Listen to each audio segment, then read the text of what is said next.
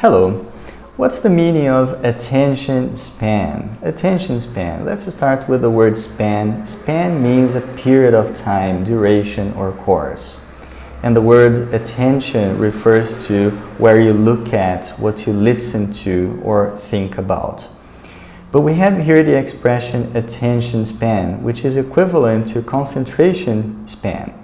It is the period of time you are able to concentrate on something. It is the period during which you stay interested in an activity without distraction, or you listen carefully to something. Think about situations for attention span, such as a lecture you're hearing, or a teacher who's speaking to you, or a video that you're watching.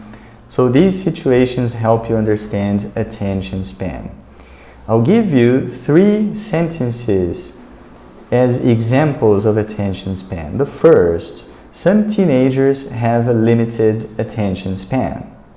The second, you should be worried about your attention span. And the last one, meditation is helpful to improve attention span. So learn the meaning of attention span. See you next time.